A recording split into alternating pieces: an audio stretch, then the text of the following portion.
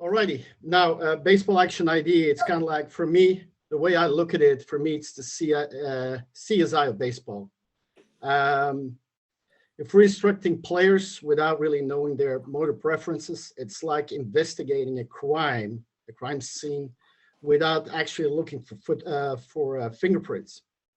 Um, we might know it's kind of like it's a young man, about 20 years old, short build, but we really can't single him out. That's actually exactly what we deal with Nope. as coaches Nope. when we don't know our players' motor preferences. It means if you don't know his fingerprints, you actually have no chance and no idea what you have to say to that individual, and you won't be able to help him out. Now, what does baseball idea helps you with? Well, first of all, we'll help you find those fingerprints. We're limiting the risk of regression, You better give me a loss of review. self-confidence Let me know how by it is. inhibiting the natural qualities, and absolutely most important thing, decreasing risk injury. What are motor preferences? Well, first of all, highlight the uniqueness of each individual in his ability to make conscious or unconscious movements that use a little energy as possible. And this is while being as effective and efficient as possible. An athlete, an individual, really has his own needs, his own preferences. These are woven into their personalities and their motor skills from a young age, kind of like when they grow up. So as a coach, we cannot do anything else but join them. Now, we have kind of like, in the entire world, there are like 4 different motor profile families, and we kind of like the little finger, I call it, stock figures right here, kind of like introduce them to them. The blue one, which is called the distal people, kind of like those are the people that really want their arms and legs away from them in order to move. The green ones, we call them the global people. They do everything close to their body. We have the red, we call them the rhythmical people. It's kind of like the persons that kind of like do all the initiation, starts from the left side of the body. And we have the conceptual people that all movements start out of the right side of their body. Now, those 4 groups kind of like are, actually it starts the 4 different ways of how they create balance. 2 big groups. One group is a symmetrical group or an asymmetrical group. One group is kind of like have their weight on their heels. The other group has their weight on their balls of their feet with a compressed or stretched spine. Now, those 4 groups actually have 4 subgroups. So it makes like 16 different motor profiles. And those 16 motor profiles kind of like totally goes hand in hand with the 16 MBTIs, the Myers-Briggs type indicators. So if we know our player's motor profile, we immediately know their Myers-Briggs type indicator, which means that immediately we know how we have to deal with our players. We exactly know how their cognitive emotional side is, how we have to communicate with them, how we have to deal with them inside the group, how they behave in the group, what type of teammate they are, how we have to talk to them, and that type of stuff. Now, those 60 motor profiles, we have all kind of different motor profiles. Like I said, the direct connection with Myers-Briggs.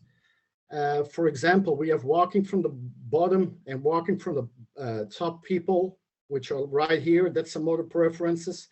We got high activation, low activation people. We got high frequency vision guys, low frequency vision guys. We got right motor eye people. We got left motor eye people. We have right motor shoulders. We got left motor shoulders. And then obviously, we also having high or low mobile point and being a vertical and horizontal oriented individual. Now, those last 2, we kind of like focus on a little bit today. We're not going to go too deep in all the rest because, I mean, obviously we don't have the time for that. Now, talking about a vertical and horizontal player and their mobile point, those are two structural parameters. I know this is kind of like non-existent knowledge in the world of baseball, but the most important thing to know before we can start talking about our players, about movement patterns, is knowing their um, mobile point and knowing if they're either a vertical or a horizontal oriented individual. If we want to change that throughout their careers, we're going to definitely lead those people to very, very big injuries. Now, high versus low mobile point.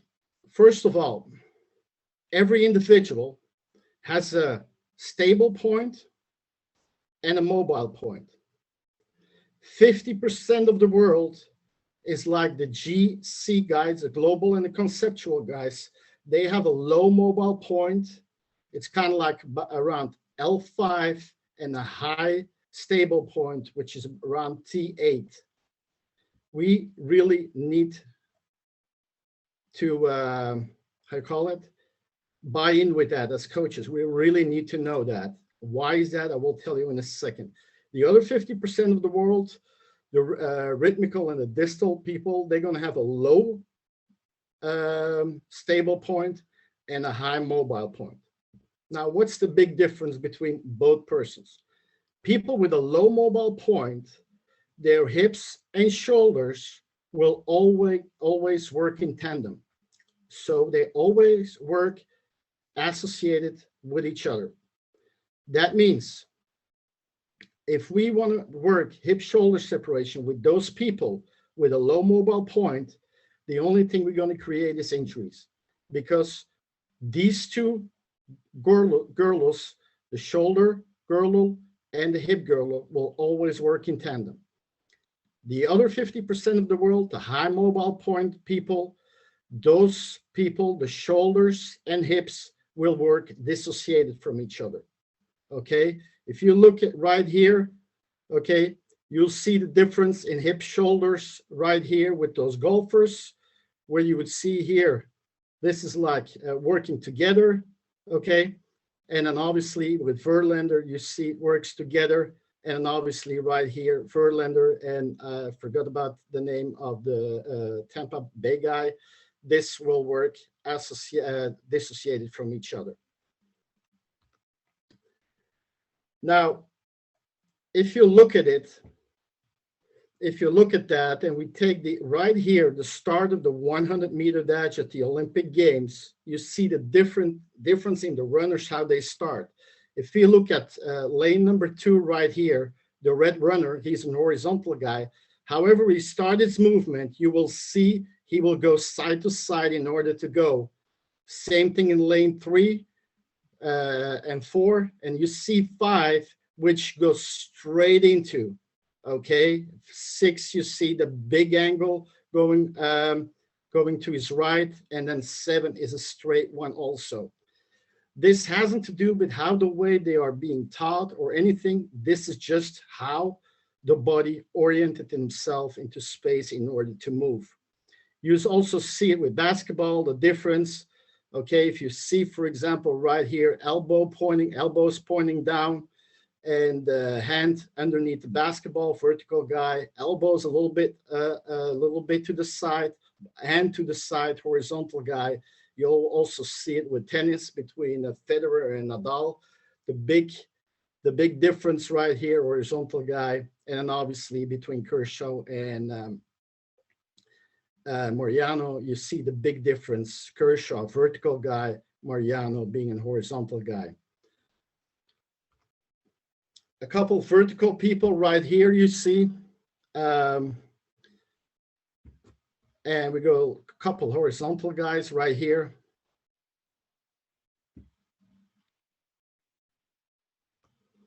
Now, it's the same thing, for example, with hitting. I mean, it's the same thing. If we take a look at, oops. Yeah, it's a little video. I don't know if it's going to work, but you see his setup. When you see his setup, the angles of his elbows are pointing down, so he's a vertical guy. Same thing as, for example, Kershaw was as a pitcher. Same thing when they end up. For hitters, horizontal people will always lean back a little bit, or always have, when they're finished, they're on an angle. Vertical people will be more straight up. Here you see the example with a hitter. Now, towards pitching, why is it so important? Well, it's very important to know because that's the way how we can determine their release point, their most natural, healthiest release point. And the release point will be set by either being a vertical, horizontal guy and having a high or low mobile point. As you see a little bit right here, so guys that have like kind of like from the side right here, like small right here, he's a horizontal guy with a high mobile point. And as you see, if this is the arm, this will go to that high mobile point right here. So everything is on line with the mobile point. A horizontal guy with a low mobile point is right here. It will go right there. Vertical high mobile point, a low mobile point will be right there. Will go right there to the bottom, and then a vertical high mobile point. Everything is lined up with the mobile point. That's why it's so important to know whether we have to deal with a high or low mobile point guy. Another thing is, if we keep those mobile points loose, which we could do like in between innings for about 5 or 10 seconds, by a little massage what the trainer could do, or using a little ball to keep that loose, the stress will go down and they will last way longer, and chances of injuries will be way less. Now, this is the best picture I could find. We have one missing link because we only have 6 here from righty to lefty. There should be one more right here, kind of like 2:30-ish right here. Or excuse me, 1:30-ish, 2 o'clock. And on right here around 9:30-ish, 10 o'clock. This would be the vertical with low mobile point, and right here.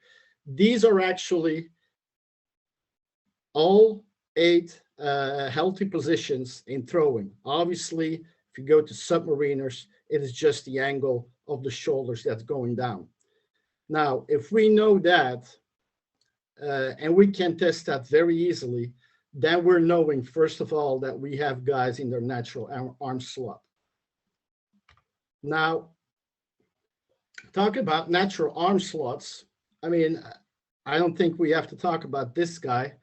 I mean, he was probably one of the better throwers from the outfield that ever played the game, Ichiro.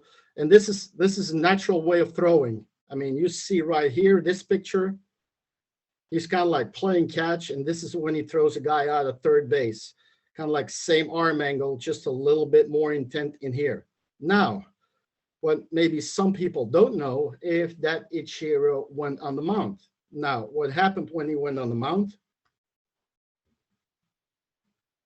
He was throwing the baseball like this. Why did he do that?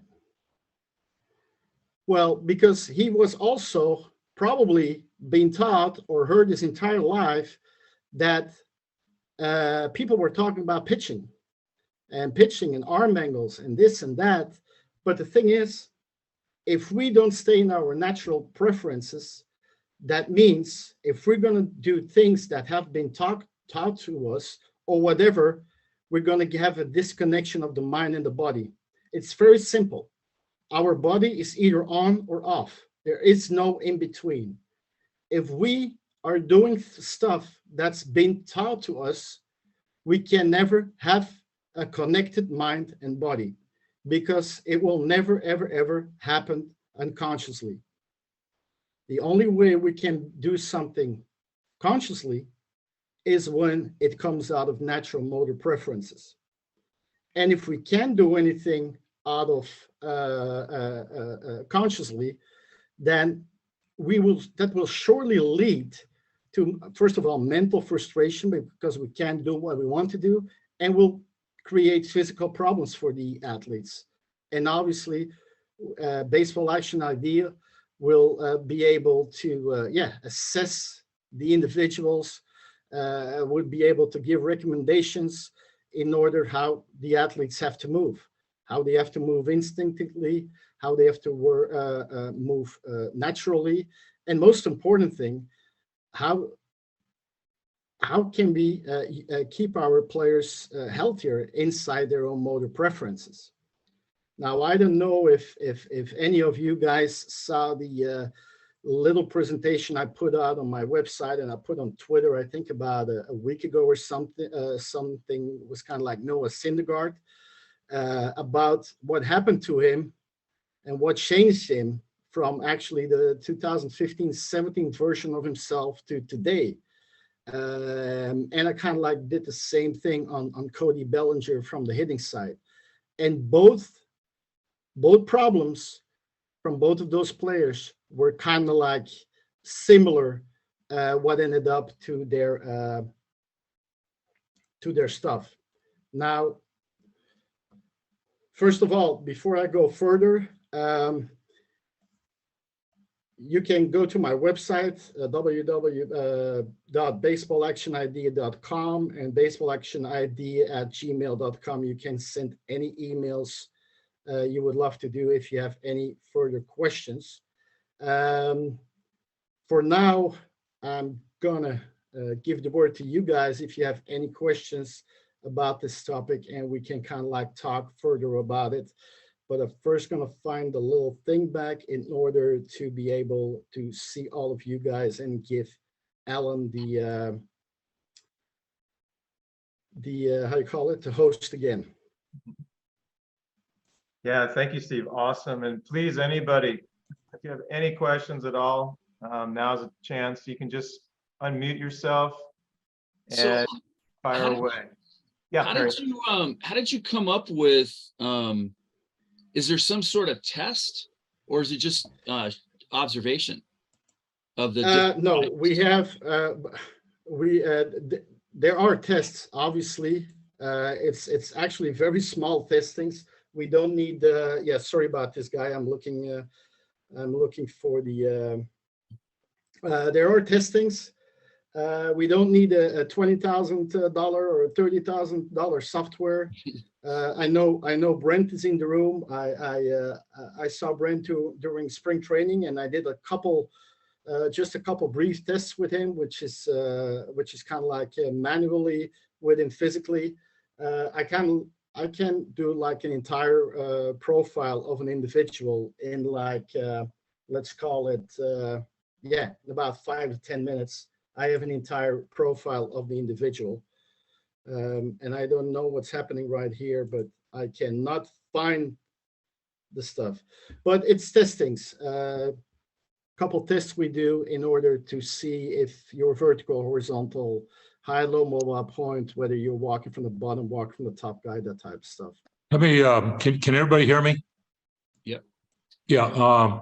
Steve, good to see you. This is kind of fascinating stuff. And what got me involved with this is there's a golfer, a couple people went to a pro golfer named Mike Adams. There's a YouTube thing on Mike Adams, and he's done something similar where he's found that these golfers are either linear, rotational, or vertical type, their motor preference in the way they move.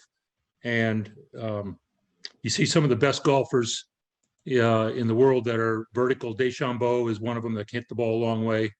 And I kind of started to kind of find this fascinating when Steve did a quick little thing with me. He did a little presentation on myself. I was a neophyte on this. I had never heard of it, didn't know anything about it. And that's one of the reasons why I think he's on to something here, although he does get a lot of blowback from other people that are not buying into this thing. And I know some of those people, but I think we owe our due diligence to kind of see what this has to offer. Because I know a lot of times as coaches, we become very frustrated when we can't get through to a player and we're trying to stick a square peg into a round hole. And there may be some real validity to this. And that's why I find this fascinating. And I think Steve's I know he got this, and the test he did on me was very quick. He did a quick profile on me. I have it somewhere here. I'm going to revisit it after this is over with, but Recording in progress. I think it's pretty good stuff. Okay. Brent, Yeah, All that's right. one- I'm gonna get ready to sorry. get on my call here soon. all right, hey guys, Yeah, Excuse me. she's home. She's home. go on, mute yourself. Sorry, if I anybody don't. just logged in, please mute yourself. Just wanted to add something too on top of Brent. When I first started in 1990, which sounds like about 10 years ago or 50, I started in the metal game. And when I first walked into rooms, whether it was a high school, college, it was amazing the looks that I got. Yeah, hi. I was wondering if you could help me with Robert, some can you- reservations. Robert, Just had a Robert, can you things that please could help mute me. your? I have the power to do that. Wow, power. So I would walk into rooms. I would talk to people till I was blue in the face. And I was trying to say, look, meditation, visualization, breathing exercises, relaxation. This is life-changing stuff. And it was so frustrating because I had lived it and I had worked with enough players to see the feedback. And between the blank stares and the head shaking, it was very, very frustrating. And so to Brent's point, and I know with Perry, with effective velocity, it's fascinating because here we are. I feel like Steve's a pioneer, and maybe right now, as Brent said, it's hard for people to completely process because it's new. But I would just have a really open mind and just keep looking into this, because I know 30 years later, after fighting so hard for the mental game, it's actually so encouraging and meaningful how mainstream the mental game is now. And it's so funny because 33 years ago, it was a really tough sell. So I just wanted to add that to Brent's point. And we still have some good time now. So Brent, I'm not sorry if I cut you off, but if you want to finish up on anything, Brent, or if anybody else has questions, this is why we're here. It's for you guys. No, I just wanted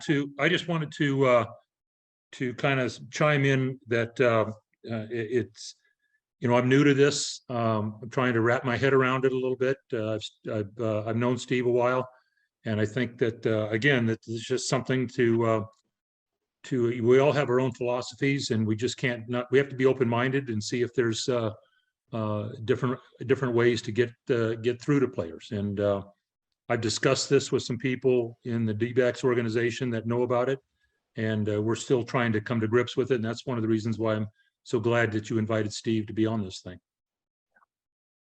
Thanks, Brent. We have. Sorry, Greg, you want to ask? I'm sorry, Greg, go ahead. I think it was me, Bill. Hi, Bill. Bill, fire away.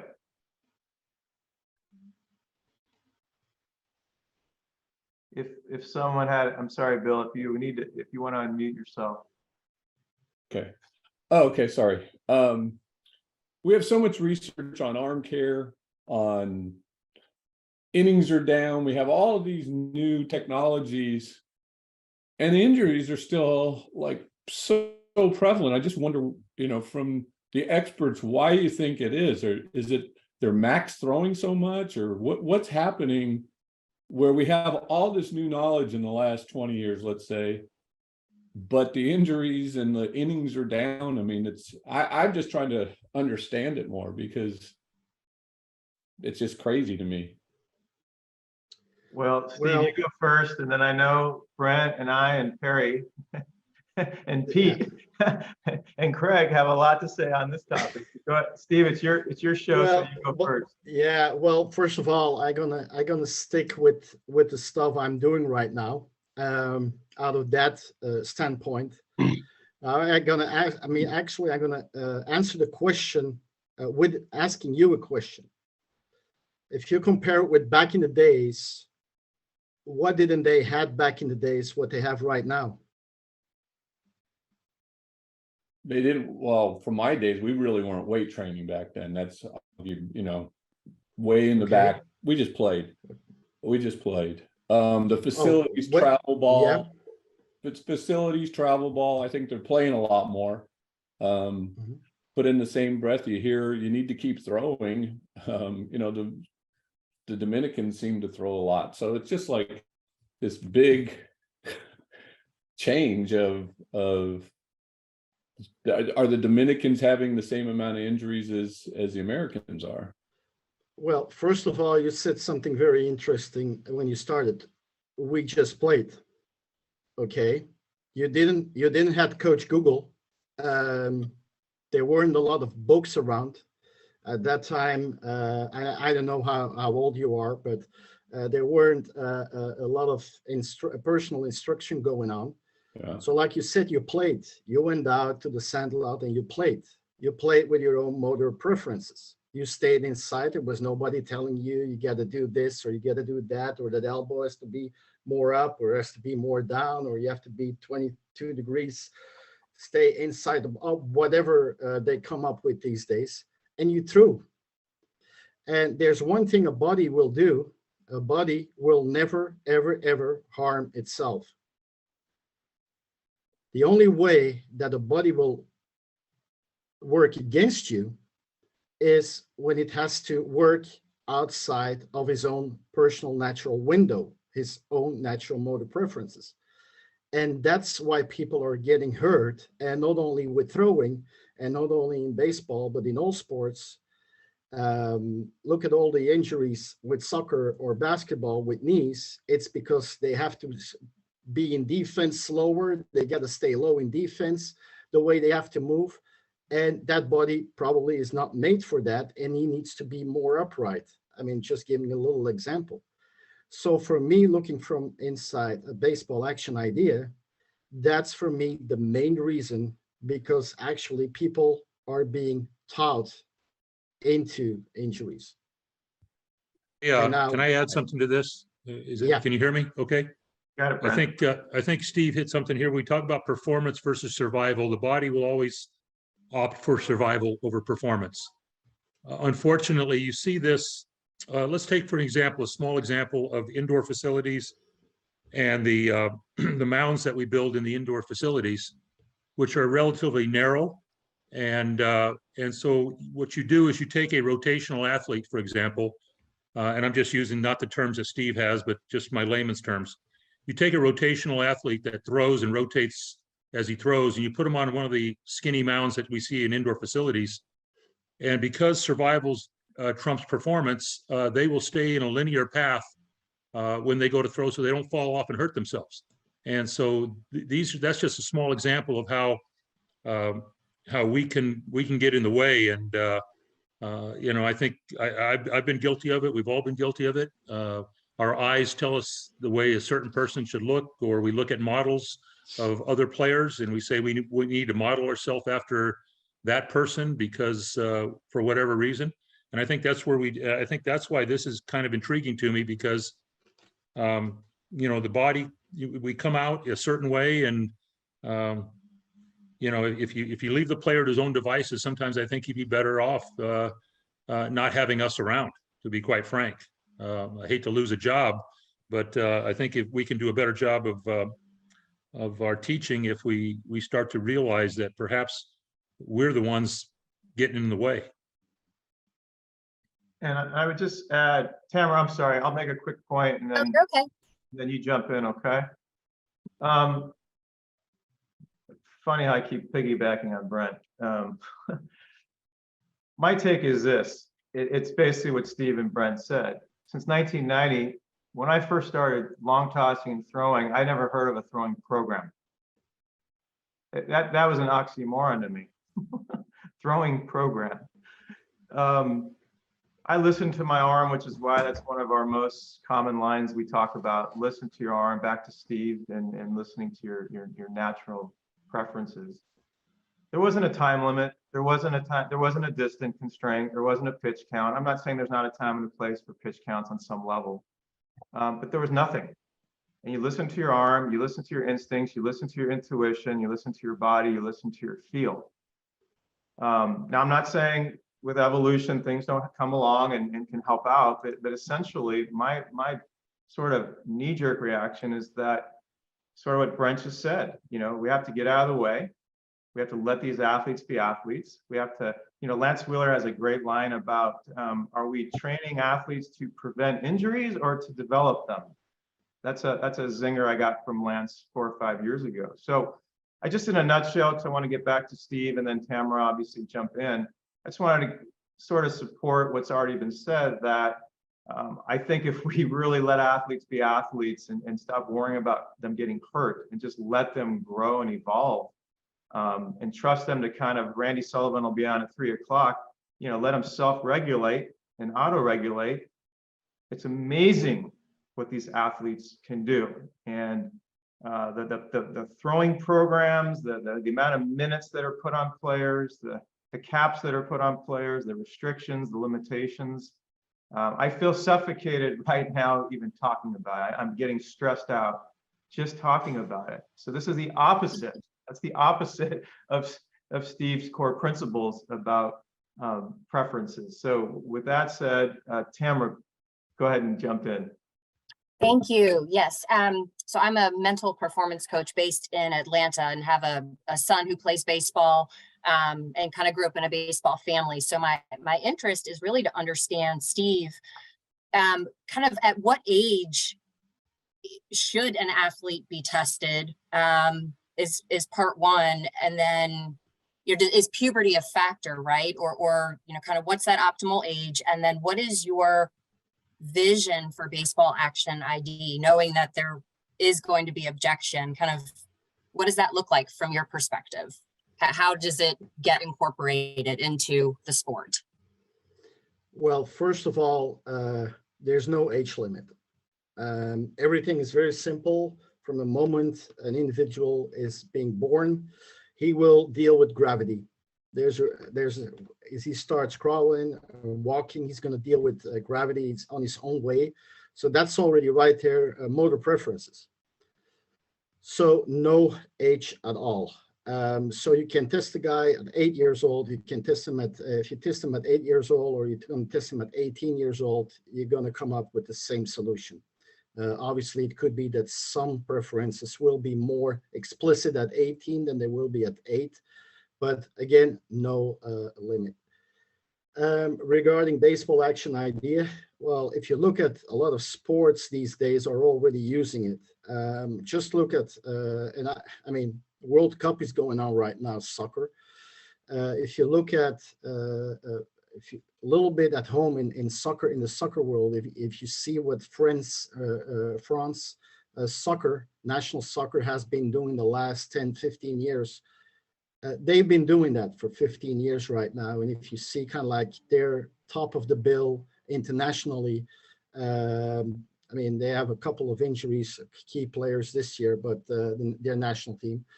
But a lot of teams in their national league are working with that. I can't say it, but the National Predators, they have a couple of Swiss hockey players. They're using it. A lot of individual sporters are using it. A lot of Olympic sporters in canoeing. Like you see, it's a lot of diverse. Liverpool soccer, Ajax Amsterdam is using it. So the bigger clubs in soccer are using it these days. And obviously, it's only about 20 years old, so it's actually very, very young. And new things are coming out every single day, and especially in the connection with the cognitive and emotional side, which is for a mental person like yourself huge. So yeah, right there, it's very, very interesting, that entire program right there. I'm fascinated by the difference between the mobile. How would you determine? And I can't remember the two terms between high and low mobile point, you mean? Yeah, that part's pretty fascinating to me. Well, I mean, actually, I mean, it's kind of like, I mean, we're all sitting in a chair right now. We kind of like do a little test for ourselves. If you go a little bit forward on your chair, you sit straight up, kind of like imagine that you were sitting in a classroom back in the days, and your buddy who was sitting right behind you is asking you something and you want to turn yourself and talk to him. Now, let us turn and talk to the buddy behind you. And already right there, you're going to see difference. People that would be able to turn their shoulders, and other people, they kind of like have to lift up a little bit their butt in order to be able to turn all the way around. So that's already a very small test you could do, kind of like to see the thing. I'm kind of like exactly in the middle of that though. So that's what's weird to me about this is I'm like right in the middle on that. If I look to the one side, I have to lift a little bit. If I look to the other side, I'm able to do it. Yeah, but that has done something to do, and that's another thing that comes in, and that's the motor shoulder. Because your motor, we have kind of like when we're standing up, kind of like one shoulder is always a little bit, I mean, I'm exaggerating right now. One shoulder is always turned a little bit more forward. So that side, we're going to have more trouble turning instead of to the other side. For me, it's my right shoulder, so it's going to be easier to turn that way. Now, knowing in throwing would be very important because, for example, I have a right motor shoulder, okay, which my right shoulder is a little bit more forward. So I will be a guy that's going to be short in the back and long out in front. Okay, if I would be a guy that could throw right-handed and left-handed, I would be as a left-handed, long in the back and shorter in front. Steve, can I ask you a question real quick? Yes. Yeah, okay, so I did your little test, and does it, I found myself, I had more mobility when I kind of lifted up and turned than if I didn't. Would that be a low or a high point for me? No, that would be a low mobile point for you. So I have a low mobile point because for me to talk to my guy behind me in class, I had to kind of raise up a little bit and turn, and I felt much more comfortable than just turning. Correct. And I think if I remember correctly, that was the little testing I did when I put my two knuckles on your spine, kind of like, I mean, and if I remember, you were a low mobile point. That was a test we did right there with the knuckles. Right. And I'm here to tell everybody the test is not invasive or takes a lot. And this is the test that this Mike Adams did, the golf pro, when he basically, and the two golfers that have gone to him and have seen him, they swear by it. They say they swing better now. And I had shared that information with Steve.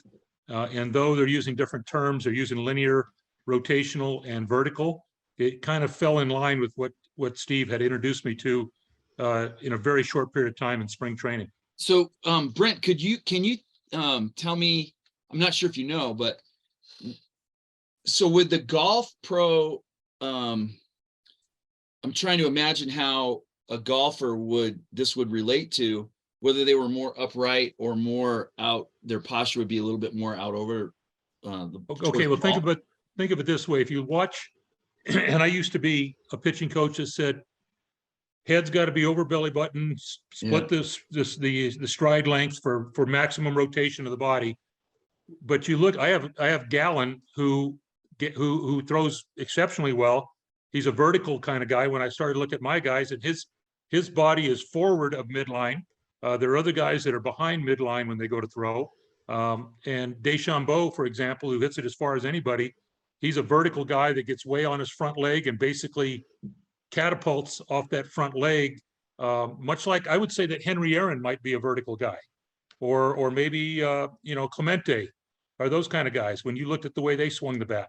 Perry, that's the only thing I can kind of guess. I'm just trying to figure out how many people I've messed up by trying to get them into I'm with a posture that they might not. I'm with you, and that's why I find this fascinating because we don't know what we don't know, and this is and I will tell you, Steve's going to get some blowback on this from some high-profile people that are out there. In fact, one of them's coming on later on this show. That if you brought it up to him, he's gonna say this is bullshit. That there's been no documented evidence that this stuff works. And, but, I think the people that are on this panel right now are not just going to take anybody's word for it. And it's worth, at the very least, investigating and giving Steve the benefit of the doubt on the work that he's done with this, the people that he's talked to. It's out of France, I believe. Steve, So I want to talk to you on the side at some point, because I've been describing something for a long time, and I know that it's true because I've tested it on thousands of kids and it always comes out the same way. But I never thought about it in terms of like this concept. And you can take a kid who's horrible. I mean, like no really low skill, missed 20 balls in a row. And if you can get them to stand up almost perfectly straight and just do a very robotic move, and you get like all these weird things that they've learned out of the way, they immediately start hitting every ball one after another, after another, after another. In other words, their hand-eye coordination is utterly immaculate when you get weird movements out of the way, and you just keep this really stiff, almost stiff, but really robotic movement pattern. The hands just find the ball and contact is ridiculously high. And not just hitting it solid, but finding the sweet spot immediately, like with no effort. Well, Perry, I'm actually happy you say that. It seems like it would go with this, to be honest, is why I brought it up. I'm happy you bring it up, because can you guys imagine that there was a coach in his lifetime that told Hunter Pence how to throw or how to swing a bat? Yeah. I mean, that's how about Lincecum? That's the best example you have right there. I mean, and on the other hand, can you imagine that, for example, Pedro Stroman's pitching coach or Nolan Ryan pitching coach told Madison Bumgarner, and to come back on your question to Brent about that, when you said about the pitching, and I don't remember the correct question how you asked it, but the question you asked was related not between a vertical or a horizontal guy, but that had to do pitching wise if they're walking from the top or walking from the bottom people. Now, what is that? Walking from the top, well, actually everything is because of the center of gravity. This is the hip joint and this is the nose. So this is the front side of the individual. 50% of the world have their center of gravity in front of the hip joint. The other 50% of the world have their center of gravity in the back of their hip joint. Now, in order to start moving, the people that are in the back of the hip joint, when they want to start moving, they have to put their hip joint, push it forward in order to be able to start moving. Those people will have all their weight on their heels. People that have their center of gravity in front of their hip joints, these are the people that have to start a movement in order by moving the shoulders or head over the center of gravity in order to be able to have a movement going.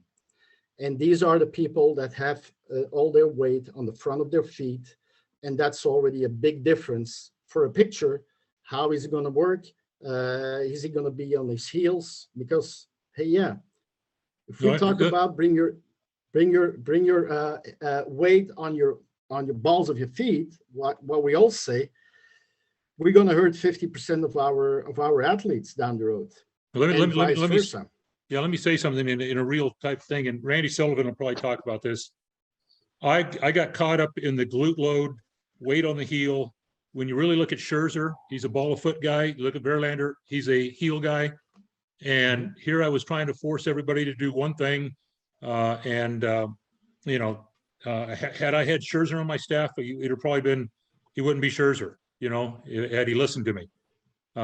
So, I mean, that's where it's frightening to think about, where I had a situation in the ALCS with Luis Garcia, who had his post foot on the rubber differently, hurt his knee.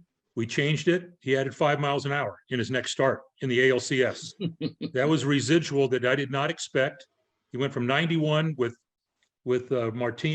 giving up a grand slam to Martinez to 6 perfect innings in Game 5 when we took the Red Sox out. And I was just trying to get him on the mound because we didn't have anybody else. And so that was a small thing that got a residual effect from a very small different movement. And he may have been a more linear guy, or his hip joint might have been in the back or in the front. I didn't have any clue.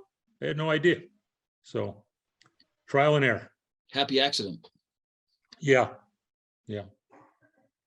So we're about 5 minutes to go. For those of you who are on, Craig Giannino from USF will be our next speaker on mental skills and culture and leadership. So we just have a few minutes. So if there's any last questions, Steve, you want to say anything on the way out? Well, I mean, if nobody has a question, I want to kind of like in the same line as.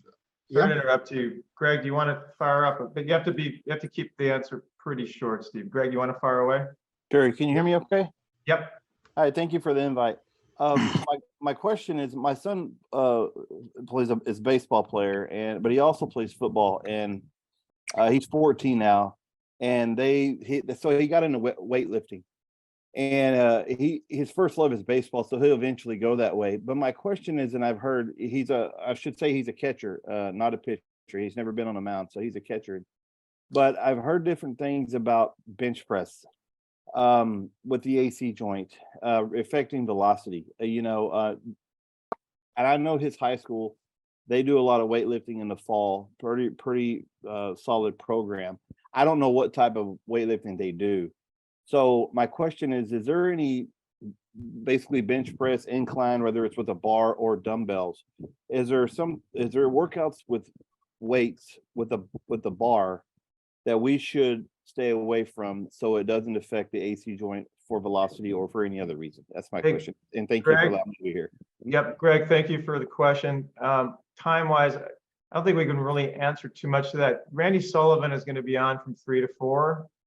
And I think he's really the expert to ask that. Not that anybody here couldn't help you out. Okay. Steve, if you want to make a quick comment on that, but we just really have 3 minutes to wind up. So, but Greg, if you can, try to pop in on the 3 to 4 meeting with Randy and ask him, because he's going to have a dictionary of an answer.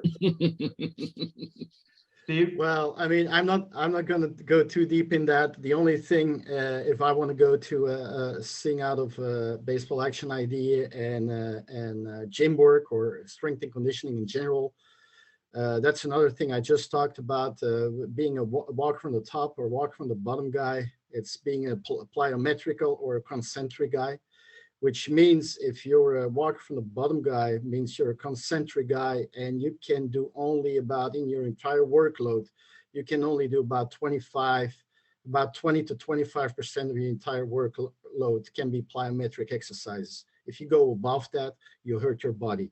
If you're a walk from the top guy, which means you're a plyometrical guy, your entire workload in the gym could be about 70% plyometric. And that's kind of like how far I want to go right now about the gym work and the strength and conditioning part. Perfect. I just want to take a quick moment, number one, to wish everybody happy holidays, and secondly, for taking some time out of your day. I hope you found this really helpful. I know just having Steve around the baseball community is such a gift. So Brent, Perry, you guys, thank you for helping out, contributing. I hope you get a chance to hang out, if not for the next hour, with Craig, talking mental skills, which it's a given. I'm very pumped about that. We also have Steve Springer at 3, and at 2, and Randy Sullivan at 3. So feel free to pop in anytime. I want us to do a quick shout out to my nephew Evan at the University of Michigan, who's joined, and Craig Dixon Sarge, who helps us out a ton with Jaeger Sports, and you always see him at the ABCA shows. So we're going to now Could I say something in closing? Pete, yes, for sure. Yeah, I met Steve in Germany at the beginning of COVID. And I had been doing some of little bits of the thing that he's been doing, because I noticed when I was trying to be a shortstop at USC, Pat Harrison was a teammate of mine, and my shoulders, where my mobile point is, moved all over the place, and he never moved his. He made All-America, by the way, and was a great coach afterwards. But what Steve had to say to me back then was, I think, the beginning of the work he's done on all of this stuff now. And I've worked with some of it in amateur, compared to what he's doing, scale for 30 years with kids that I've coached who are typically in high school or in college. I know that stuff is right that he's talking about. I know it works because we have managed to go without hurting anybody over all of that time.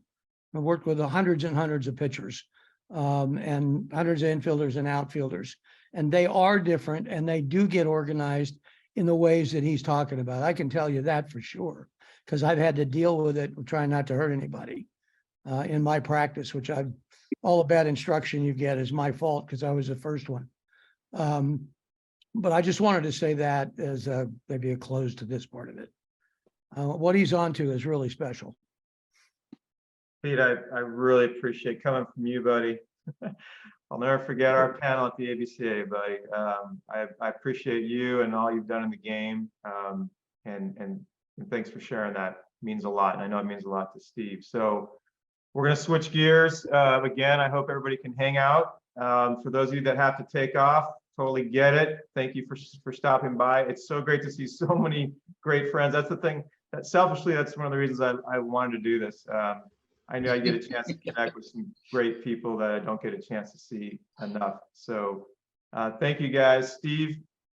Thank you. Thank everybody. Thank you. And if you have any questions, please feel free to ask. Send me What was the website again? My website, baseballactionid.com or baseballactionid@gmail.com.